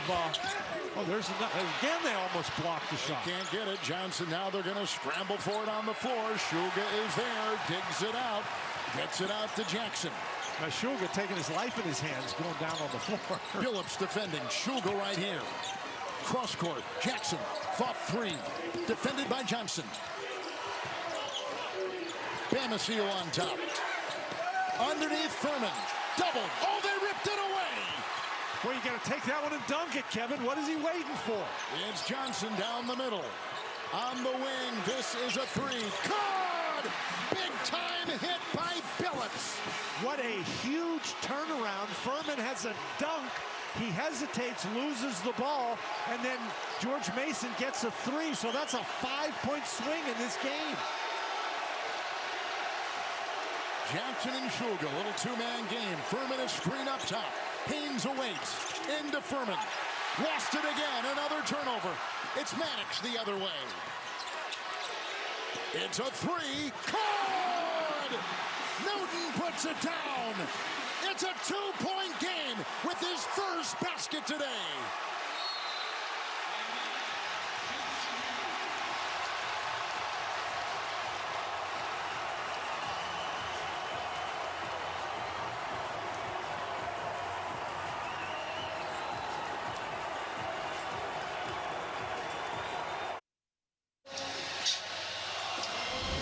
Let's take a look at our AT&T Fast Analysis. VCU 3 consecutive turnovers leading to a George Mason 7-0 run. Well, the Fast Analysis is all about fast breaks. Yes. George Mason able to get down the court for 1-3. That was Billups. And then again, before the defense can get set, this is Newton who knocks down the 3. George Mason has never led in this championship game. They trailed Dan by as many as 9, now down by 2. And Kevin, in this half, they're 4 for 8 from beyond the arc. And you can see what was the difference in their only meeting back on February 22nd then compared to today. A 3 by Jackson. A rebound hauled in by the leaping Newton, who hit that 3 as we were going to break. And here's Johnson. Now, Jackson's not shy about shooting. No, again, he's not. only about a 30% three-point shooter, though. Woody Newton takes it in on Clark. Oh, knocked away inside. A beautiful knock away. That's Bamboye again. Clark the other way. Clark will fly. Inside, rebound taken, reeled in by Newton. Lost. Clark.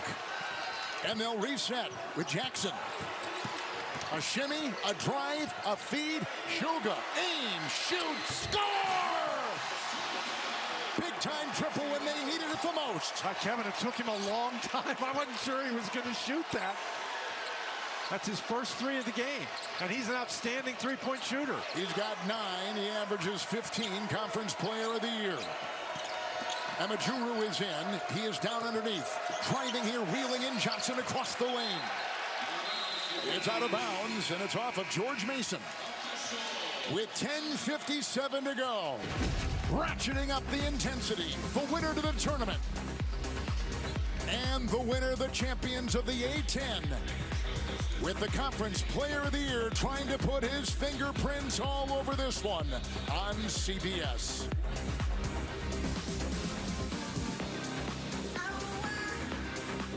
So now we have a 5-point game. It was 2 moments ago. And let's do Project Smarter, presented by the Home Depot. Kevin, when you're not shooting the ball well, it's really, really smart to bring a bunch of shot blockers with you on defense.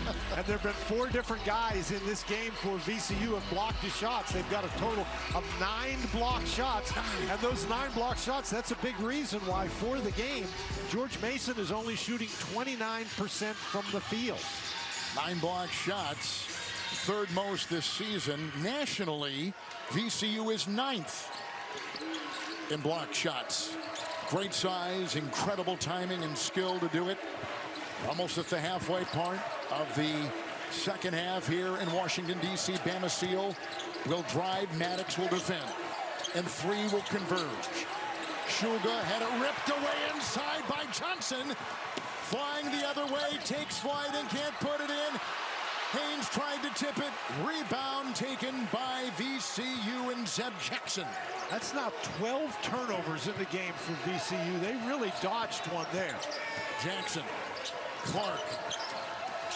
Jackson sets. He's free. Fires. No. Rebound. Shulga held by Johnson. The Auburn transfer, Katie Johnson. That is his 4th.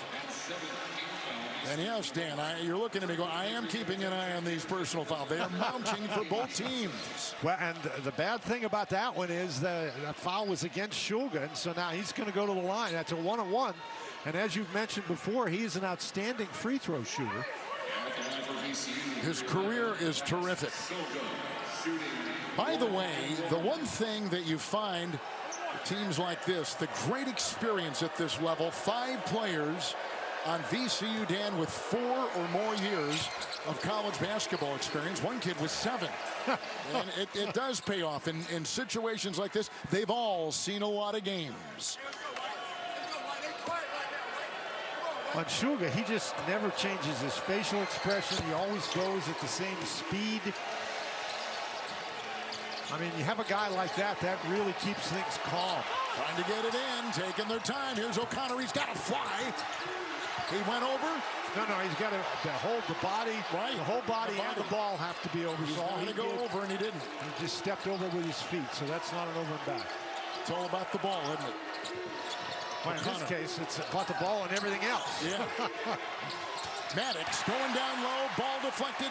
It was picked up on the play by Clark. The other way, that is stolen, intercepted by Billups. Taken by Jackson, who stepped out of bounds. Boy, that was just a very ill-advised pass. VCU turns it over again. And here's what you're talking about. Kevin with the foul trouble. Johnson with 4, Haynes with 3.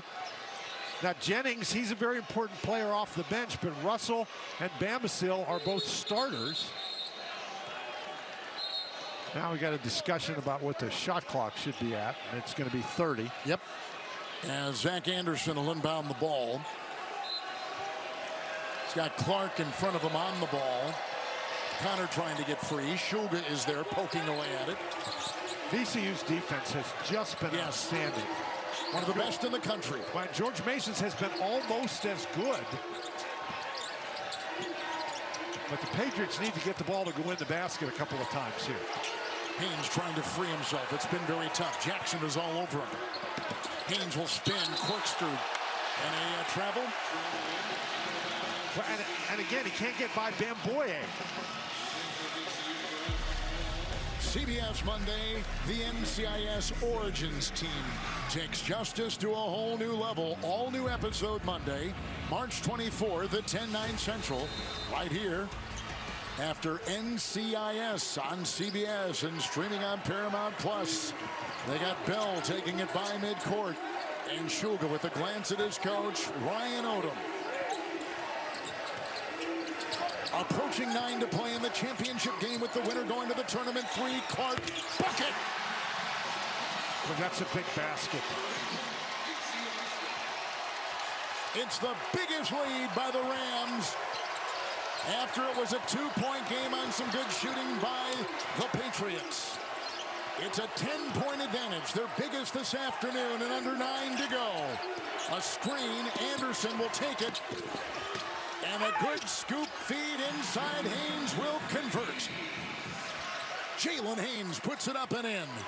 Well, Anderson drew everybody, and a couple of VCU guys fell down, and that's as open as Haynes has been inside in this game. And 2 points by Haynes stops an 8-0 run by VCU. Virginia Commonwealth University inside Bamacil with a foul as he was going up to fire. We talked about Haynes and how active he is. You can see him. He's just waiting in the wings, and 2 guys fall down. It takes a little time to get himself organized, but that was an important basket. Haynes has got 4 fouls.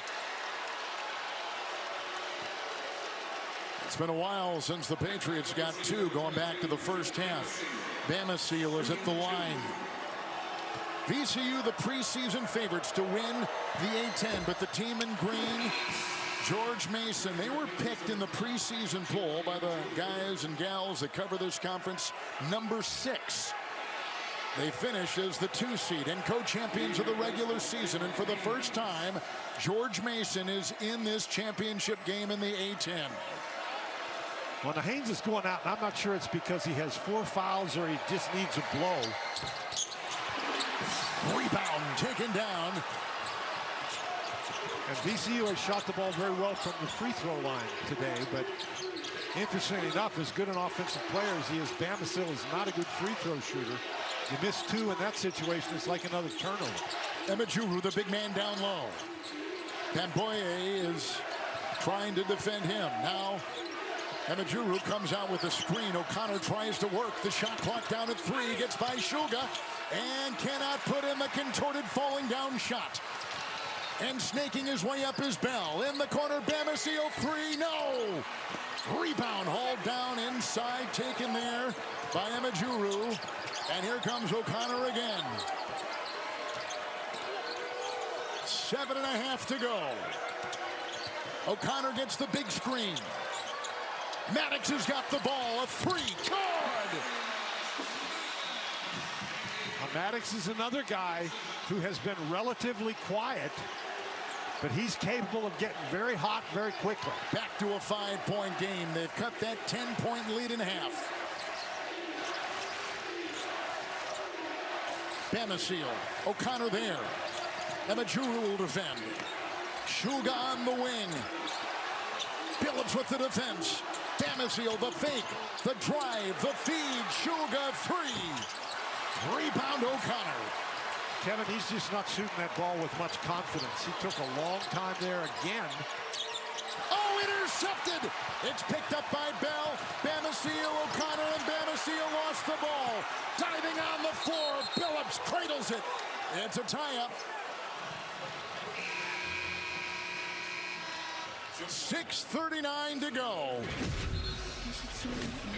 George Mason will get it. Scrambling on the floor, and the team scrambling to get that automatic tournament bid.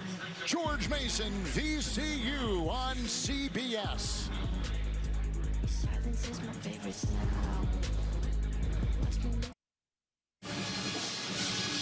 So here we go, Dan, taking a look at the numbers right now. Sometimes you can take these numbers and just throw them to the side, but if you saw anyone there you want to point out, what stands out to you? Well, look at George Mason scoring on 2-point field goals. They can't score twos. Now, somebody who has been scoring in the second half despite his foul trouble is Joe Bamisil, and he's done it mostly by driving the ball to the basket. They're having a really tough time keeping him out of the lane. Now, one of the problems for Bamisil, he's also turned it over 4 times. Gets going a little too fast at times. Let's send it over to A.J. Ross. Kevin, I can tell you Tony Spinn was emphasizing defense again with his team, but more so helping the helper. He says, we've been in these positions before. We know they're going to be attacking the rim, especially with the foul trouble you two have been talking about with both of these teams. He says you have to keep on rotating and keep your eye on the ball and your man for sure, guys. A.J., we thank you very much. And here comes Maddox, who's out there with Anderson. Emajuru is in the middle. O'Connor's got the ball. A whistle is blown. 6:27 to go in the half. That goes on Shuga Dan, who picks up his first foul for VCU. I think the most important guy on the court right at the moment for George Mason is Maddox. He's a guy who can really score in bunches. And maybe the most important guy on the floor for VCU is Clark. With him in the game, they're plus 15. When he rests, they're minus 10. O'Connor. Shot clock at 6.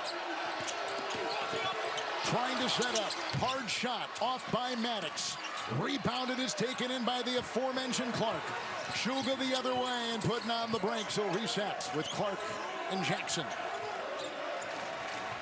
Under 6 to go, Dan, in this championship game. Now, Russell's been on the bench for a long time. Be interesting to see how well he can play.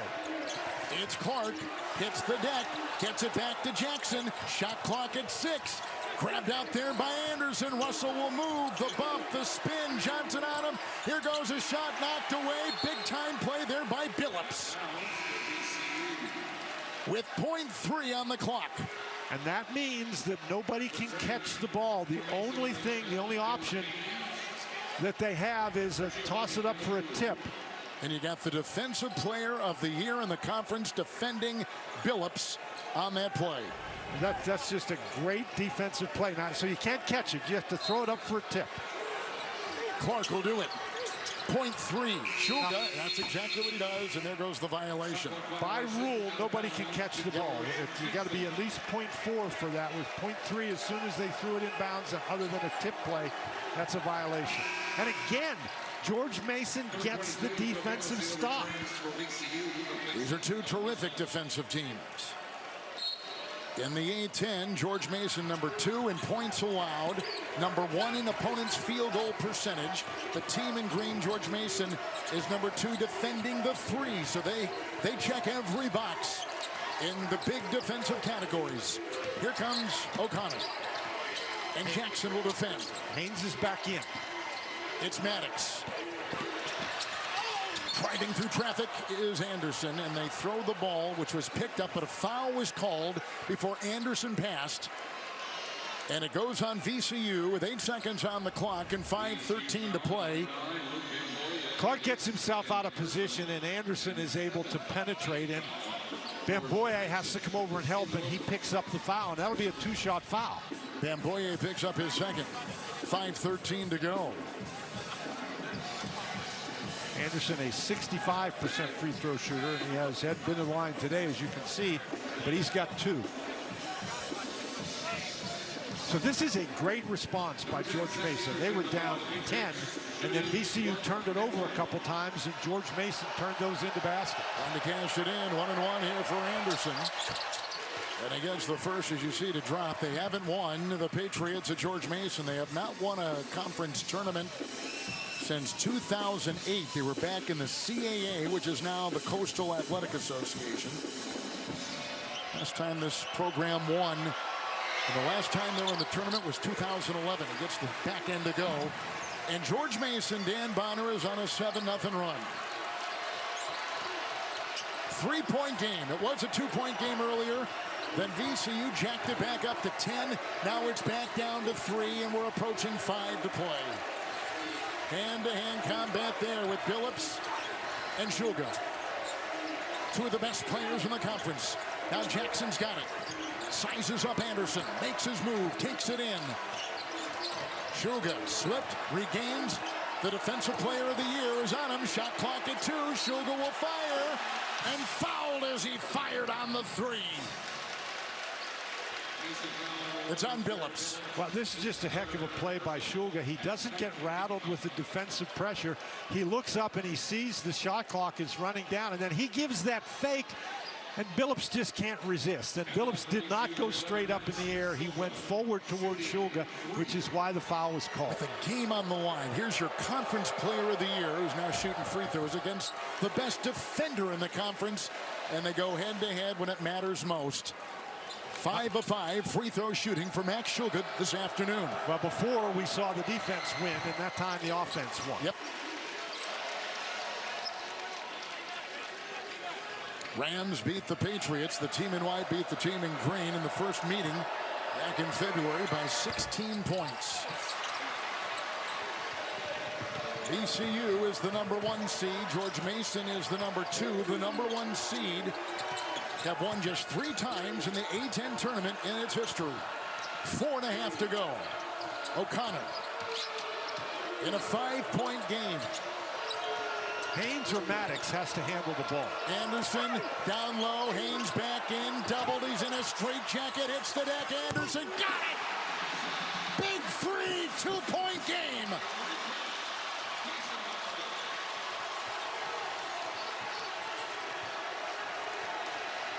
Jackson.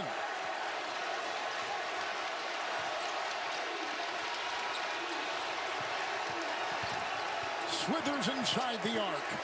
Shot clock is at 9. Bamaseal driving on Maddox. Well, he went right at Haynes, and Haynes has to be very careful with those 4 personal fouls, but it's really hard to stay in front of Bamaseal. He's very quick with that first dribble. Billups. And Shulga is there. Haynes down low. They quickly blitz him with a couple.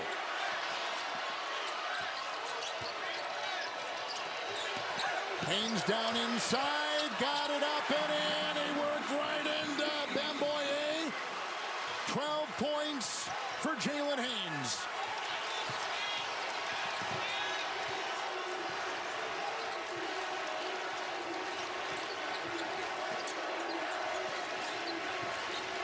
Jackson will drive out of the blocks and flies inside. Off balance going in. Bamboye hits it. Luke Bamboye, the freshman from London. His first field goal this afternoon. Well, they don't run any plays for him, but that was a good drive to the basket, and he just followed the ball. Haynes has got it. It's Anderson. Haynes a screen. He bores his way inside. Cross court. This could make it a 1-point game. Maddox.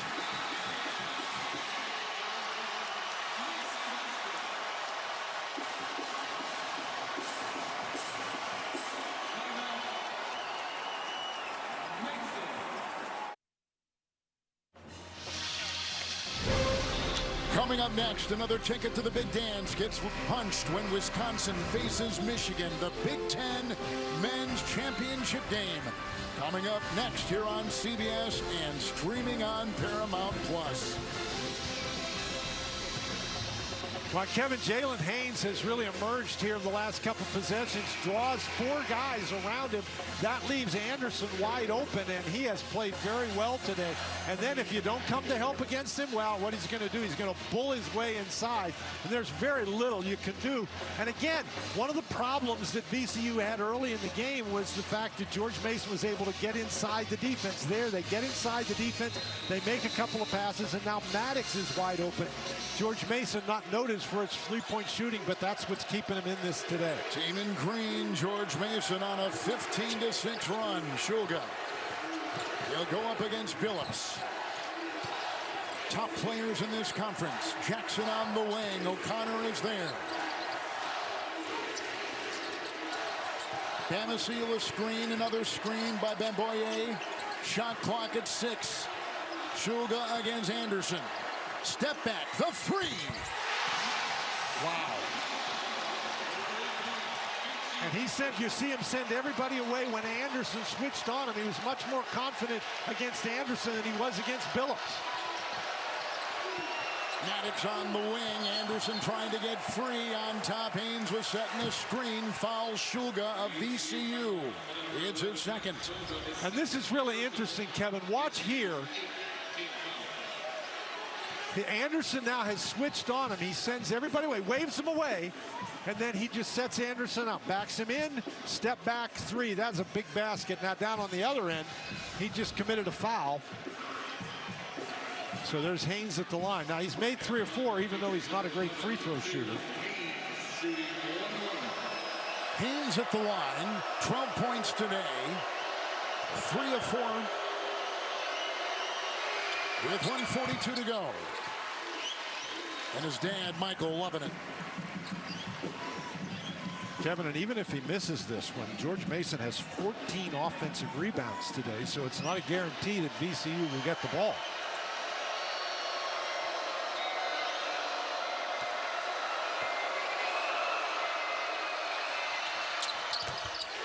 Puts in a couple beauties. 2-point game again, 1:42 to go. The full court press there, and both teams are doing it. Clark has got it. And now Damasile. Well, one thing that I'll mention, Kevin, and it's too early to start fouling, but Bamboye is not a good free throw shooter at all. Oh! Parachuting in, what a play, Bamboye! But he's a great dunker. He is indeed out of the rafters, and he pounds it down. Anderson will take it. Clark is on him. Haynes wheeling inside Anderson, but there's traffic. And there's Haynes to get it. Hit the deck. Fouled on the play with words for Clark.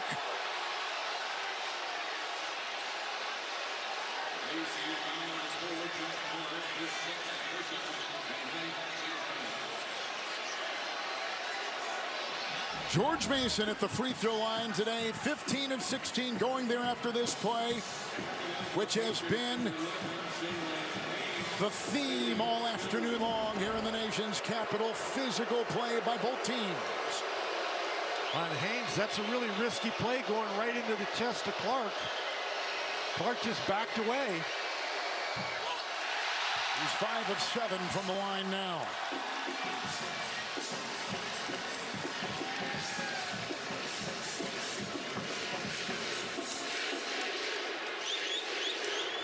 Again, if he misses, VCU's had trouble blocking out all game long. And he's a 61% free throw shooter, well above that average today. Bamboye moments ago. Well, Damasile is the guy who's going to take it to the basket, and everybody goes to Damasile. Nobody pays any attention to Bamboye. We've got a 3-point game with 1:07 to go in regulation at the A10 Championship. Well, let's take a look at our game reset. You can see George Mason with 1 timeout, VCU with 2. Next foul for each team would be shooting 2. And maybe one of the most important things at this point in the game, the possession arrow in favor of VCU. VCU has made 4 of their last 5 shots. Clutch shooting has been on display. 1:07 to go. With a look at the foul trouble, which has been a constant companion in this game. Well, there's Bamisil. He had 3 fouls in the first half. He still has 3, so VCU has managed the foul trouble very well. Hard-fought game. These rivals, and Clark has got it right now, and Maddox will follow him. A minute to go. It's Clark. Shulga, thought 3. Down he goes. Inside Bamboye, and a whistle.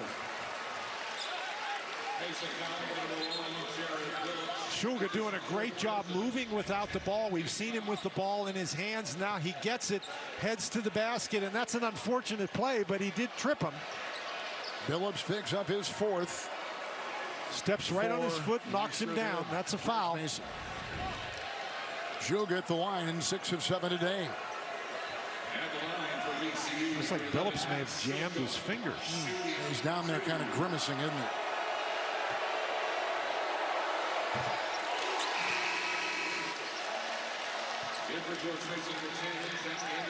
VCU has been to the NCAA tournament 13 times in the past 19 seasons. Team in green, George Mason, hasn't been to the tournament in 14 years. Shulga again from Ukraine.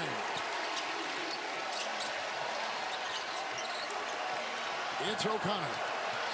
It's a 5-point VCU lead. And you don't need a 3, but you need to go quickly. Haynes a screen roll with O'Connor, takes it in, steamrolls, got it, whistle, foul, send him to the line. So get a 3 the old-fashioned way. Yep. Haynes is really good in screen and roll situations, Kevin, and he's going to take it, set the screen right here, and then he's just going down into the lane. That's the classic screen and roll. And Bamboye goes to cover O'Connor, can't get back in time.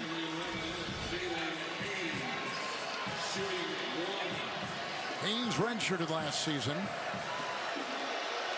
But boy, has he had a stretch in the last 7 games coming into this afternoon. He's averaged 19 points. Haynes today with 17. And Jackson gets the miss. I'm not sure that even hit the rim. I don't know that it did either. Because it's a violation if it doesn't. Jackson, O'Connor on him. 3-point game. Got to figure out a way to foul Bamboye. If you're Bamboye, just get away from the play. It's Clark with the fake. Anderson on him. Jackson with the 3. Way off. Rebound tap. Volleyballed. It's picked up on the play by Jalen Haynes. Gets by Jackson. Drives. Feeds. Anderson 3. Out. Rebound. Fought for. Diving. Collected. Bamisil zeros. It's over. I'm not sure it's over, Kevin. The officials have now told both teams. Well, they're trying to get the administrators and, or are they going to say it's over? Zeros on the clock. It appears VCU is won. And let's watch the clock with the shot. Well, now Anderson has shot the 3 very well. That's a play that you'll take. Bamisil picks up the ball. Saved it. Was it a foul? Now the referees, I think, are trying to get everybody off the court. You know, we got the guys out here with the ropes so you can have the net cuttings, the guys with ladders. And I think the officials are claiming there's time left on the clock. They will go back and look. Did they call a foul on that play right it looked, there? from that angle, it looked like there was about 1.2 seconds left on the clock. Newton with the shove. The question is, we'll get more clarity here in just a second after this official review. Well, I mean, the ladders are out of the court. They got ladders on the floor. The ropes. Okay, now he's got the ball. He's not out of bounds. There's the foul right there. So there could be as many as 0.7 seconds left in the game. And again, it's a 3-point lead for VCU. Gene Steratore joins us, and Gene, walk us through this. I think there's a great look right there, Kevin, as we see the shot clock up above the backboard when the reach and the foul occurs. If they go right when contact was on the left shoulder, I think we could be at 4 or 5 tenths. The clock will be set to .5, and number 22 from VCU will shoot free throws. So Bama Seal will shoot the free throws. The foul went on Woody Newton, and .5 left in this championship game. So they're trying to get everybody off the court. Yes, you know, the security folks have all the ropes and, you know. Remember last year in Brooklyn, we had the confetti flying like midway through the game. Yeah, and now we have the ladders off the court early. Ready to crown a champion. Well, the ladders and the ropes are coming right back out. Bama Seal's at the line for 2 shots. And George Mason will put no one even. Well, now they're going to bring him out with .5. Kevin, we've seen crazier things. Yes, we have. If he misses both shots, you have time to get a rebound and turn and fire. And so it's an unbelievably long shot. George Literally. has a timeout. Bama Seal will be at the line. If he can make 1 or 2, it's academic. 64% from the stripe. And that's it. All right, bring the guys with the ropes out. Yep. One more. Valiant effort. These were co-regular season champions in the Atlantic 10. Each with a 15-3 record. But the Rams got the #1 seed by virtue of their win earlier in the season against George Mason. And another. What a second half for Bama Seal with 3 personal fouls. And that's it, it's official. VCU, the A10 tournament champions, the regular season champions, and they're going to the dance again.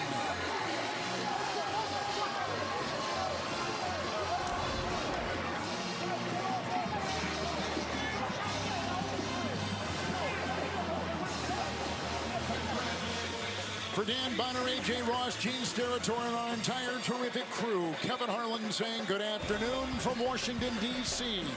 We're going to get you to Indianapolis for Wisconsin, Michigan. After these messages, you're watching Championship Weekend on CBS Sports.